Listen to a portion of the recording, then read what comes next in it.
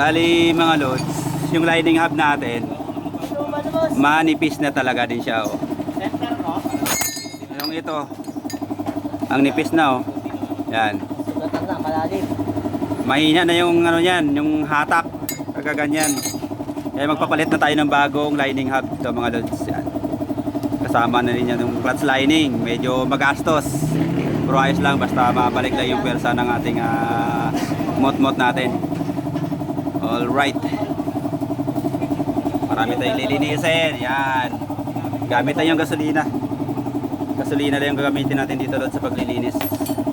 Ate, wala na to. Papalitan na talaga to. Ito yan. Saka ito. Sinabay ko na rin yung chains oil.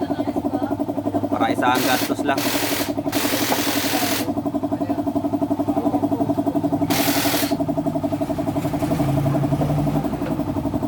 Magic wash lang sa ilalim.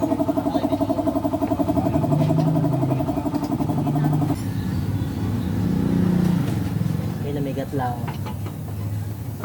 Yung kalson yung maliit. Yung kalson yung maliit. Yan. Tugat lang niya.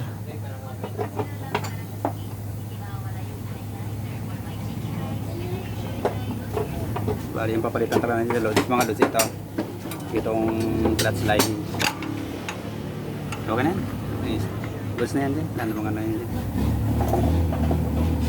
Ayan. Ito ha, kayo baka mawala pag nilinis mo. Okay, dyan na ito lilinisin din natin yan. Yan, ganito po itsura nito mga lods. Pag binuksan nyo yung makina sa katabi ng kickstarter, ito yon, ito yung laman nun. Kahit sa mga barako, itong ganito din yun.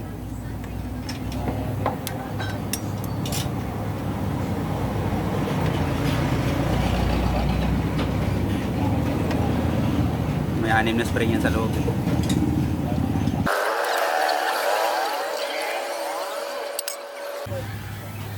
Tingnan naman natin yung dalawa dito.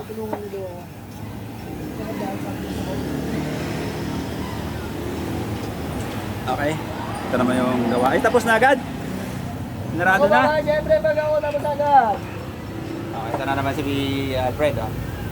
Going pa. Repack. Sa palit ng, ano yan, oil seal? Palit mo ka. Oil seal. At saka repack. Alright. Ito si John Ray, tapos natulog yan. Sarado na siya. Linis pang gilid lang yan. Linis pang gilid.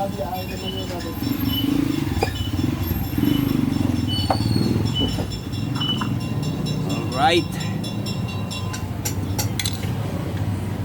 Yan, baklas na mga lods. Ayan na.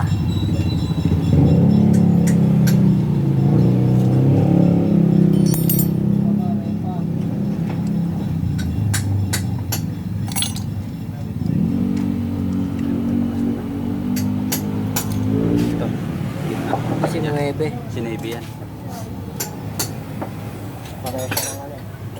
Grabe. Barako eh. Ilang taon din kasi bago na May buksan parang ito patay. mga lods eh. Yan o. Oo. Pagka medyo may kalumaan na talaga yung motor mo, marami na talaga nararamdaman sa katawan. Ang tip ko lang sa inyo mga lods, pag magpalit kayo ng mga parts sa loob ng makina, maganda genuine parts na ipalit nyo talaga para sigurado.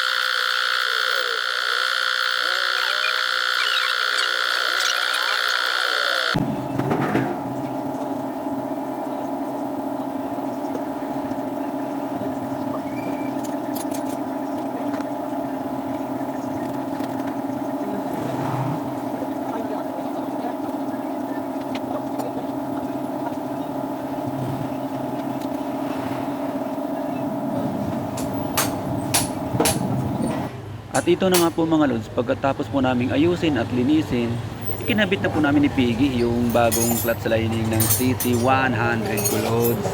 At muntikan na nga po ako dito masugat, buti na lang at hindi naman mga lods.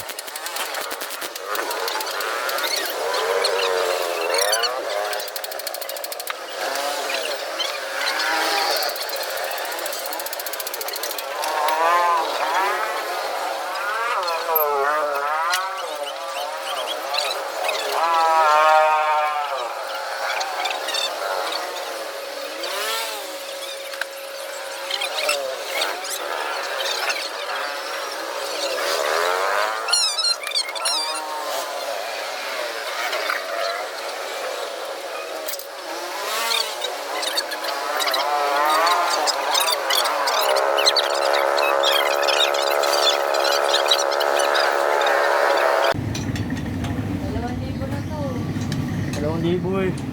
Wala pa 500 yan. Alright. Malapit na matapos mga loads. Pagkatapos nito, ito na ilalagay natin dyan. Ito yung paborito kong langis loads. Yan o. RS8. Ganda, ganda ng ano nito sa motor to. Ang nangdating sa aking Ha? alaga ito. Yung si RS8 nito mga loads.